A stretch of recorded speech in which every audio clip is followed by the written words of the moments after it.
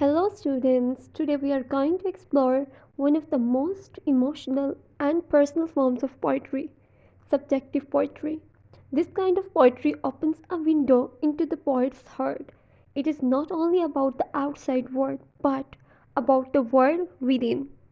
Viewers definition and meaning से start लेते हैं। सब्जेक्टिव पोइट्री आखिर में होती क्या चीज़ है?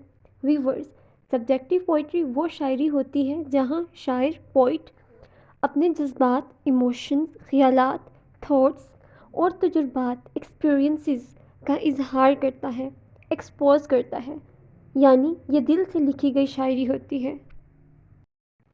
व्यूवर्स और बेहतर तरीके से समझ लेते हैं। याद रखें, जब कोई पोइट राइट करता है खुशी, गमी, मोहब्बत, तन्हाई के बारे में, तो याद रखें व्यूवर्स कि वो सब्जेक्टिवली राइट कर रहा है। मीन्स कि वो सब्जेक्टिव पोइट्री भी हो सकती है, सब्जेक्टिव ड्रामा भी हो सकता है, सब्जेक्टिव प्ले भी हो सकता है और सब्जेक्टिव पोइम भी हो सकती है।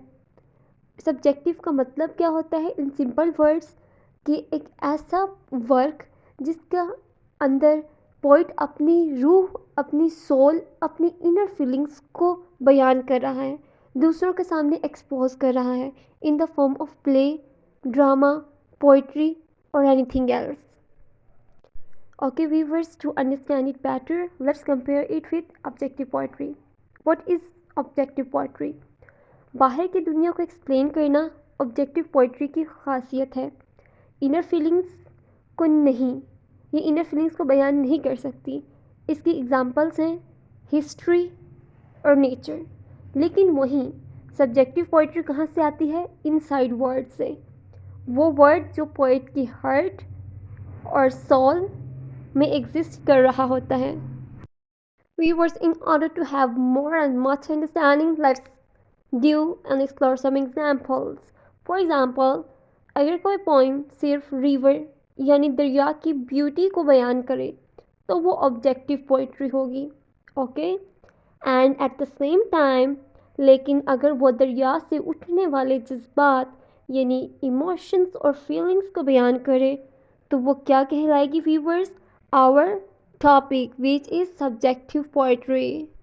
Now it's the time to reveal some famous examples, which is well reflected by famous poets. First one is William Wordsworth, and it is also called the poet of nature. उन्होंने अपने emotions, personal emotions और memories को nature के साथ connect करके represent किया। For example, टिन Abbey work जो कि रिफ्लेक्ट करता है वर्ड्सवर्थ की feeling of peace and memory, because viewers ये डील करता था उनकी इनर फीलिंग्स, इमोशंस और थॉट से। दैट्स वाई ये पार्ट बना सब्जेक्टिव पोइट्री का। Now there is John Keats.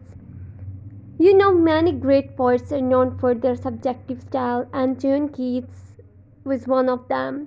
उन्होंने ब्यूटी यानी खूबसूरती, ख्याली दुनिया यानी इमेजिनेशन और मौत डेथ के बारे में लिखा, और ये सब उनके खुद के इनर इमोशंस की रिफ्लेक्शन थी जो कि उनके वर्क में भी नज़र आई।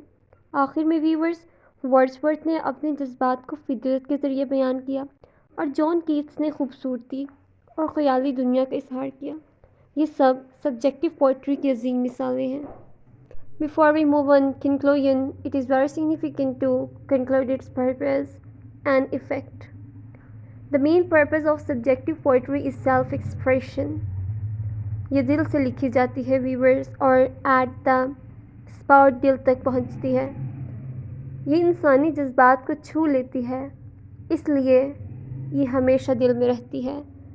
That's why the subjective poetry is always very closest to human hearts, and human heart at the same time or at the spot maybe connect their soul to that poetry as well. Conclusion. So, subjective poetry is not just about words, it's about feelings. It is the poetry of heart, not of mind. याद रखिए viewers, जब भी आपको कोई poem या गज़ल नज़र आए या फिर आप उसे रीड कर रहे हों और वह आपके दिल को छू ले, समझ जाइएगा कि ये शायर का दिल बोल रहा है। यही है subjective poetry. Viewers, I hope you will understand, and viewers, if you find this video beneficial, so please subscribe it for more useful videos.